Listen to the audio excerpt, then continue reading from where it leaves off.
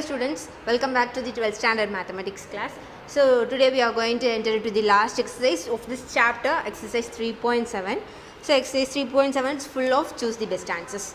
Okay, what's the first question they have given is a 0 of x cube plus 64s. What's 0? 0 means it's a root. We have to find a root of this equation x cube plus 64. They have given 4 options, right? 0, 4, 4i and minus 4. Okay, now we have to find the root among these 4 values, which is the root of this equation we have to find. So what's the work of root? What it does is, when we substitute the value, the whole equation becomes 0. The correct root makes the whole equation 0. இந்த நாலில் எது வந்து root நம்ம கண்டுபிடிக்க போகிறோம். Root என்ன பண்ணுவோம் அப்படின்னா, இந்த இது நம்ம சப்ஸ்டியூட் பண்ணும்போது இந்த ஹோல் ஈக்குவேஷன் வந்து 0 ஆகும். See, in the first one 0 plus 64, which is not equal to 0. Now we can substitute the second one plus 4. Plus 4 is 64 plus 4, which is also not equal to 0. 4 into I. 64 I cube is, we know I square is equal to minus 1, right? This is also not possible. Same way, minus 4 minus 64 plus 64, which is equal to 0. Therefore, minus 4 is the root of this equation. Okay. Now the second sum, what is they given? If f and g are polynomials of degree m and n respectively, and f, they have given f, g, this is of degree m and this is of degree n, and they have given if h of x is equal to f of g of x, then the degree of h, we have to find the degree of h. Okay, see, h of x can be written as, they have given f of g of x, that is f of g of x. Okay, what's the degree of n? Sorry, what's the degree of g? That is n. And what's the degree of f? That is m, which is equal to m into n. Therefore, the answer is mn. Okay, now the third question. A polynomial equation in x of degree n always has, they have given 4 options: n distinct roots, n real roots, n imaginary roots, and at most 1 root. They have given an equation of variable x, and degree is, what's its degree? Degree is n. We know if an equation has n degree, there will be n roots. Okay, n roots. See here, இந்த எல்லா ரூட்ஸுமே ரியலாக இருக்குமா அப்படின்னா, ரியலாக இருக்க we have chances. If all the roots may be real, all the roots may be imaginary, all the roots may be negative or something like that. But we have, what are the roots we have learned? Real roots, that is real positive roots, real negative roots, and imaginary roots. So the n roots we may have positive roots, negative roots, and imaginary roots, right? So we have to choose any one. N real roots. We can't say that all the roots may be real, but we can say all the roots are imaginary. How? It may have both real roots and imaginary roots. See, we can say any real number as imaginary number. We have learned this in the class, in the previous classes, right? See, 2 is a real number. If we see this, it is a real number, but we can say it is imaginary number when 2 plus I 0, the imaginary part becomes 0. Therefore, every real number can be written as imaginary numbers. Therefore, n roots means, therefore it may have real roots and imaginary. We can also say the real roots as imaginary roots. Therefore, n imaginary roots is the answer. N imaginary roots. Okay, now the fourth question. What's the fourth question they have given? If alpha, beta and gamma the roots of the equation is x cube plus px square plus qx plus r, then we have to find summation 1 by alpha. That is summation 1 by alpha. It has 3 roots. The summation 1 by alpha is 1 by alpha plus 1 by beta plus 1 by gamma. Okay, divided by, let's take LCM, alpha, beta, gamma, and this will be beta, gamma plus alpha, gamma plus alpha, beta. That is summation of the product of the roots divided by product of the roots. See, from this equation we can write summation, what that is Sum of the roots is minus p. Summation 2 is equal to q and summation 3 is equal to r. Therefore, we can substitute the values. Summation 2 is alpha beta plus alpha gamma plus beta gamma and summation 3 is alpha beta gamma. This can be written as, so we can find the value q by r, which is the answer of this equation. Okay, now we move on to the fifth question. What's the fifth question they have given? According to the rational root theorem, which number is not possible rational 0 of the given equation? They have given the equation 4x power 7 plus 2x power 4 minus 10 x power 3 minus 5. We have to find the root of this equation using the rational root theorem. See here, the value of a(n) is 4 and the value of a(0) is 5. According to rational root theorem, this equation may have a root of this type p divided by q, where p is the factor of 5, right? P is the factor of 5 and q is the factor of 4. What's the factor of 5? Factors of 5 may be 1 naught minus 1, 1 naught minus 5. Factor of 4 may be 1 naught minus 1, 1 naught minus 2, 1 naught minus plus or minus, plus or minus 1, plus or minus 2, plus or minus 4. Okay. See, through this we can write this as 1 by 1 or minus 1, like this. We can write many roots. So see here, which is applicable. They have given 4 roots, right? So if it's this, we can write 5 by 4 is the root of the one of the root of this equation that we have found using the rational root theorem. This is the answer for the fifth question. Now let us move on to the sixth question. Okay.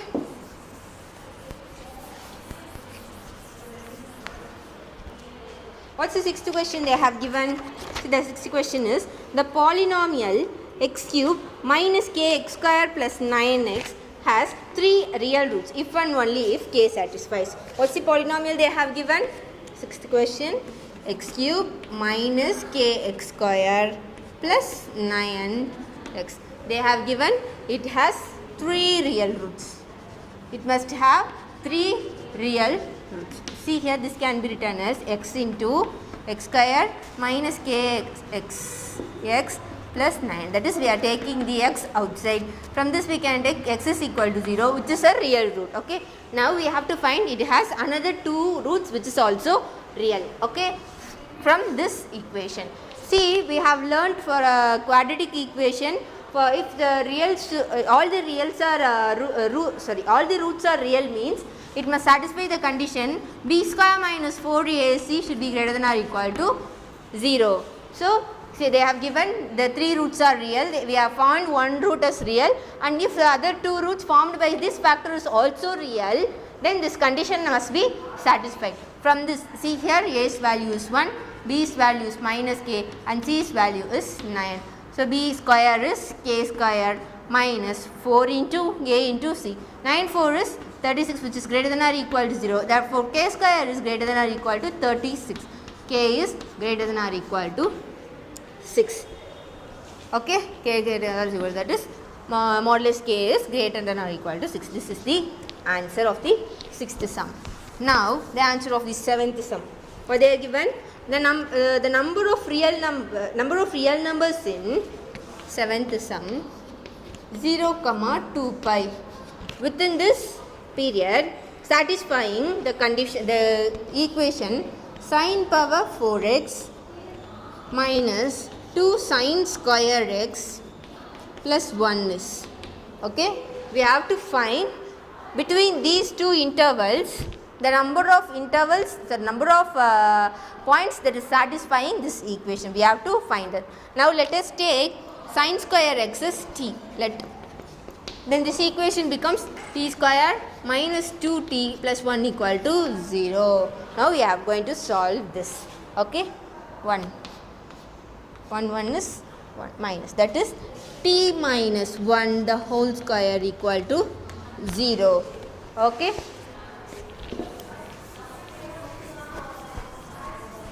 What's the value we got? T minus 1 the whole square is equal to 0. Therefore, t minus 1 will be equal to 0. Therefore, t is equal to 1. What's the value of t we took? Sin square x. That is sin square x is equal to 1.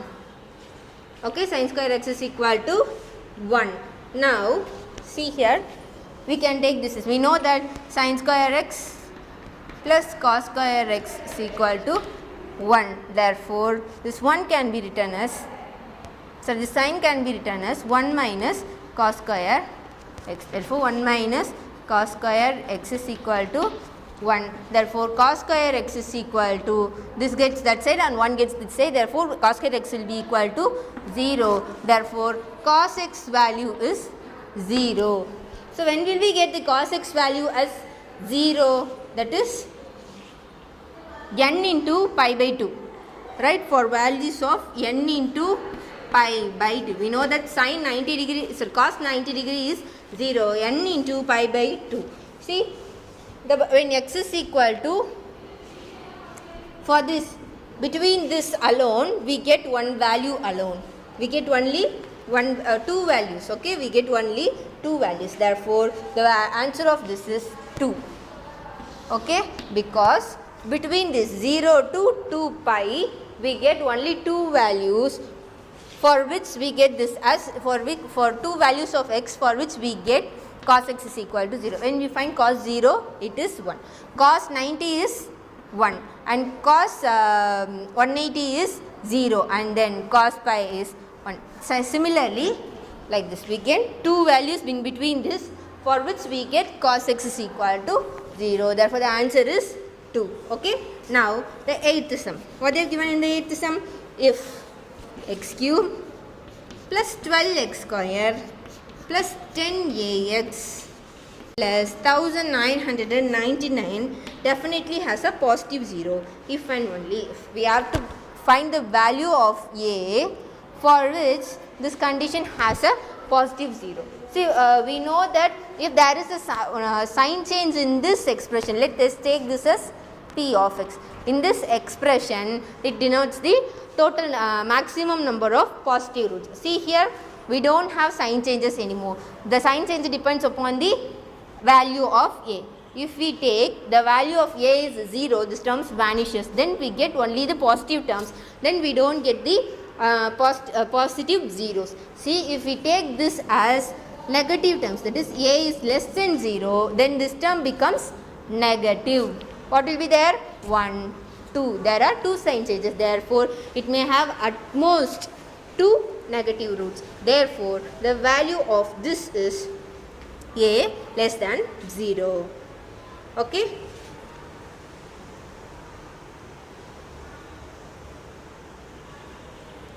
Okay. Now, we move on to the 9th sum. What's the 9th sum? The polynomial x cube plus 2x plus 3 has dash. See here what they have given. See here what they have given. They have given a equation. We have to prove it. We have to show how many negative roots, how many positive roots, and how many imaginary roots it have. See here, let us take this as p of x. See, there is no sign change.